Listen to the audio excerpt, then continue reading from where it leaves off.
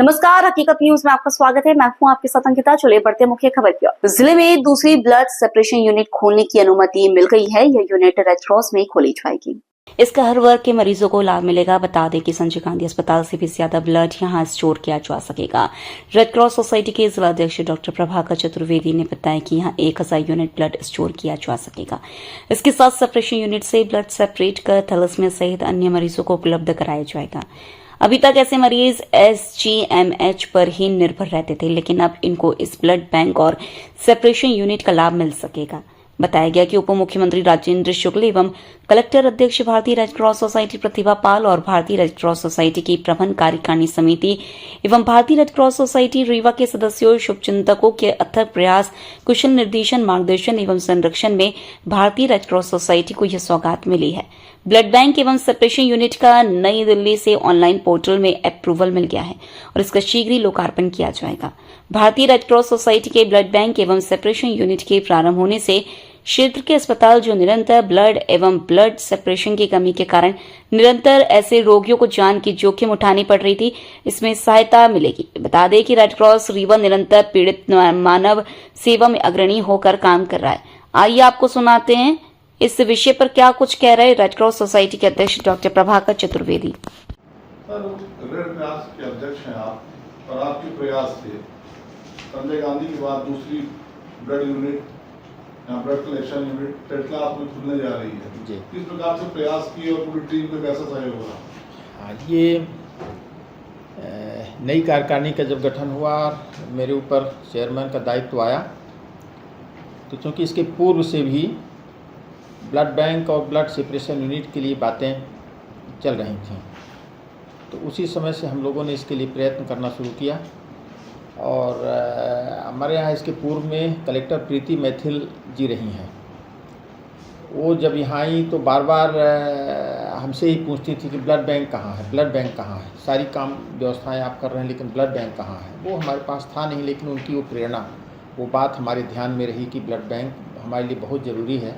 इसलिए भी कि जब हम निःशक्तता की बात करते हैं, दिव्यांगता की बात करते हैं, बीमारियों की बात करते हैं, गंभीर एक्सीडेंटल मसले की बात करते हैं, और हमको जब वहाँ रेड क्रॉस को खड़ा होना होता है, तो सबसे पहले रक्त की आवश्यकता बहुत सारे लोगों को पड़ती है। और तब हम कुछ नहीं कर पाते हैं ब्लड बैंक नहीं होने के कारण। जो संजय गांधी का ब्लड बैंक है या दूसरे जो ब्लड बैंक हैं, वहाँ पर निरंतर अधिक मरीजों के कारण और रक्त की उपलब्धता कम होने के कारण, रक्तदाताओं की कमी होने के कारण रक्त का संचय उतना नहीं हो पाता है, आपूर्ति नहीं हो पाती है। तब हमको लगा कि यदि हम इसमें आगे बढ़ें तो एक बड़ी इकाई और बड़ा काम हम कर सकते हैं, क्योंकि हमारे साथ पूरे ज़िले की युवा रेड क्रॉस की इकाई है। यह जो पूरे ज़िले की युवा रेड क्रॉस है, वो विश्वविद्यालय से लेकर महाविद्यालय स्तर तक लेकर, और हमारे यहाँ लगभग 50-60 हज़ार से तो ऊपर ही बच्चे होंगे जो युवा रेड क्रॉस में हमारे साथ जुड़े हुए हैं। सभी बच्चे जो कॉलेज, जो यूनिवर्सिटी के हैं।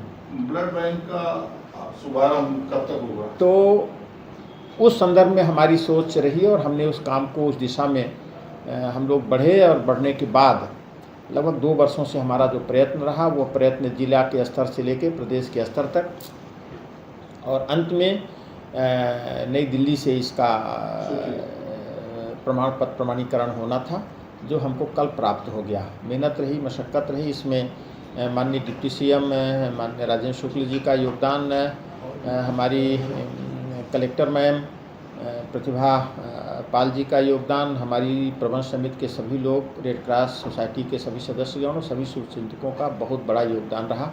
क्योंकि ये बहुत बड़ा काम होता है, इसमें जो कार्रवाई होती है उसमें बड़ा लंबा समय लगता है, व्यवस्था में भी लगता है, लेकिन सबके सहयोग से, ईश्वर की कृपा से वह काम 2 वर्ष के अंदर पूरा हो गया। अभी तो लगभग 6 महीने से अधिक तेज़ी से काम हुआ और काम पूर्ण हुआ। ब्लड बैंक शुरू कब तक हो जाएगा सर? ये हम जून में इसका लोकार्पण कर देंगे। कुछ थोड़ी सी स्टाफ की नियुक्ति वगैरह कर लीजिए? वो सब पहले से ही हैं। सारी कहाँ पे होगा?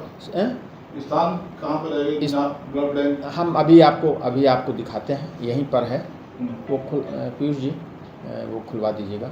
स्थान 5000 स्क्वायर फीट में हमारा भवन का निर्माण हो गया है। और स्थान यही रहेगा? हाँ, स्थान यही है। अरे सर, कितने लोग निकलना चाहिए, कितने लोग का ब्लड कलेक्शन? 1000। हमारे पास जो क्षमता है, हमारी जो क्षमता है वो 1000 यूनिट की है। 1000 यूनिट हम कलेक्ट करके और उसे संरक्षित और सुरक्षित कर रख सकते हैं। तो ब्लड रक्तदान करने के लिए या जागरूकता के लिए क्या प्रयास रहेंगे आपके? हमारे निरंतर प्रयास चल रहे हैं। अभी भी जो रीवा जिले में रक्तदान हो रहे हैं उसमें जागरूकता के क्षेत्र में रेड क्रॉस सोसाइटी का ही योगदान है। और जितने भी मेगा शिविर हुए हैं या छोटे कैंप हुए हैं, कॉलेजों में हुए हैं, उसमें रेड क्रॉस की भूमिका अग्रगण्य रही है। तो हम तो इस क्षेत्र में काम कर ही रहे हैं। और यहाँ भी हमारे साथ जुड़े हुए तमाम विश्वविद्यालय और महाविद्यालयीन छात्र छात्राएँ हैं, वो हमारे साथ मिलके उनके साथ मिलके हम काम करेंगे।